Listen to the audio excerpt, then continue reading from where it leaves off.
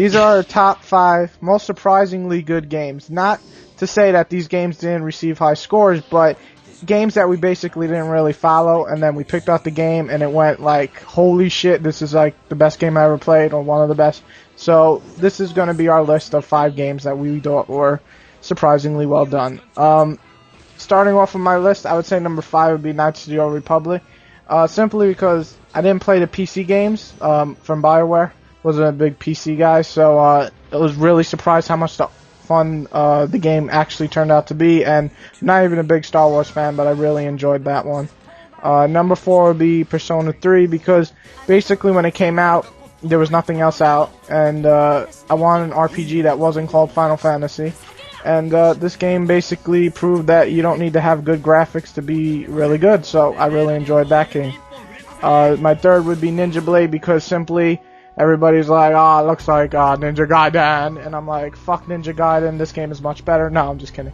But coming down to the cinematics and the overall gameplay, and basically the brutality of everything, Ninja Blade just proved to be a very fun game, and very surprisingly well made. Another game I would put on this list, and I did for the best game of 2008, one of the most surprisingly best, was Prince of Persia, the new one. And I really enjoyed it, from the story to the platforming to the production value. Everything about the game just really, to me, shined, and I liked it even more than any of the older Prince of Persia, so that was definitely a big surprise for me. And probably the game that surprised me the most would be Shadow of Colossus, simply because Shadow of Colossus was something I didn't expect. I didn't really see any other games try to do that, maybe some of the Zelda bosses, but overall, like, just jumping on a guy or monster or whatever you want to call it, Colossus, back and just stabbing him in the head and stuff was just awesome, and I really was surprised how fun it was. And I guess another game I did enjoy, but it wasn't on my top 5, was Condemned. I bought the 360, it was the first game I bought, and, I saw it was a horror game, but, I didn't expect much, and it really turned out to be a really cool first-person, fuck with your head kind of game, and overall, I just really liked it, and the atmosphere and everything. Okay. Alright, so, my top 5 of this would be, starting with number 5, would definitely be Call of Duty 4. Saw the Call of Duty 4 sketch at E3, and I'm like, yeah, it looks interesting and all, but then when I just got this game in November, it just completely blew me away from everything. I don't need to explain it. You guys have all played it. Alright, so that's number 5. Number 4, definitely Red Faction Guerrilla. This was definitely not only one of the most surprising games I've played all year, but definitely one of the most surprising games I've ever played. Just everything from its unique engine to, its gameplay and everything. It was just a really amazing game, and just definitely blew me away. Number 3 would actually be Fight Night Round 3. This is one of the first, or probably the 4th game I bought for 360. It was just a new take on boxing games for me, and I had never really played any, much boxing games in my life, but it was just so much fun. I put so many hours to it, and it was just a hell of a lot of fun to play. Number 2 would actually be God of War 2.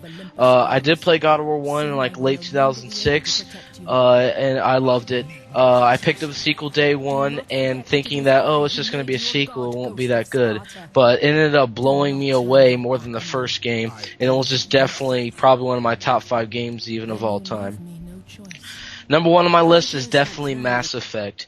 Whenever I first played Mass Effect, I didn't enjoy it that much, probably because I was younger then. I went back to it a couple months ago, and it just completely blew me away.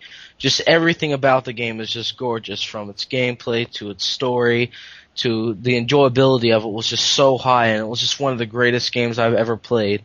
My runner-up would definitely be probably one of the same as Whitey's. The new Prince of Persia for 360. That was just a really amazing game. It was a gorgeous looking game. It had the, feeling that if you were, in a Disney movie as a kid, kind of a Kingdom Hearts feel.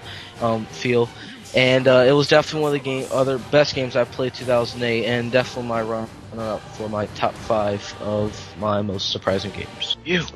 Alright, I'll go. Roar! Anyway. Break a leg!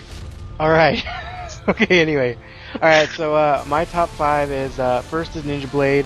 Like Whitey said, I really wasn't expecting much. There was kind of a drought of gaming. I actually imported the Asian version, because it, played on US versions, it wasn't region. Me too. Coded, and it just really blew me away. Just thought there were so many badass moments in the game, and I still to this day don't get the criticism that it gets. My number 4 is going to be the original Silent Hill.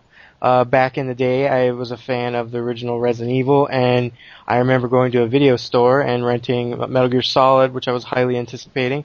But there was another game that was on the shelf at the same time, right around there. And it was Silent Hill, and I'm kind of like, "What's this?" So I rent it, and man, it must have scared the crap out of me. I just didn't expect the gameplay, and I didn't expect these little baby demon things to stab me in the groin, and it was just really scary.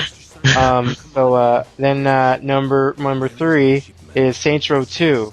I played Saints Row 1, and I thought it was a decent game. But when 2 came out, it just totally blew me away. The co-op, the just over-the-top crazy action that the game provides, and the crazy scenarios and the missions. I mean, it is just one hell of a funny game and awesome action.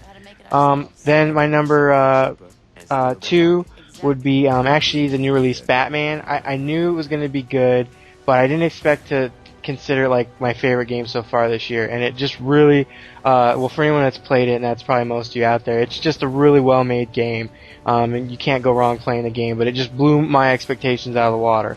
And then my number 1 would have to be Psychonauts, because I just saw it look like kind of like a normal platformer, but when I played it, just the charm, the humor, the ideas is just so creative, and it's a really funny game.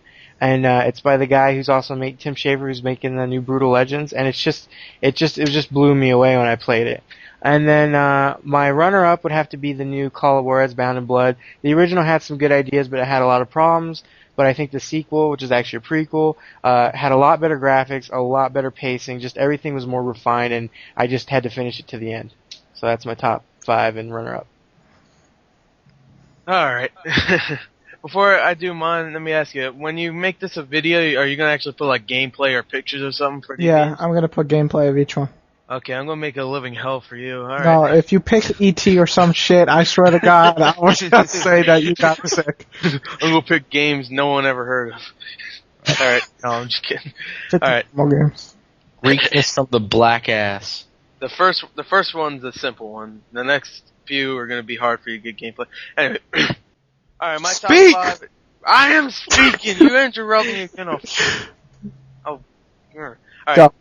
My top 5 most surprising games. Number 5, I would say, is Red Faction Guerrilla, because like everybody else, I really thought that it wasn't going to be that great, because I love Red Faction 1. Not so much the second one. It's not that fucking great. But when I heard it was going to third person, I was like, oh, great, fuck. But then I heard there was a lot of destruction. I was like, awesome. And then I played it, and I was like, even more awesome. Number 4, I would have to say The Matrix Path of Neo. I love this game. I love this game because, first of all, The Matrix isn't a good property to put to a game, at least to me. Because, I mean, there's slowdown and shit, but, I mean, there's a lot of talking also.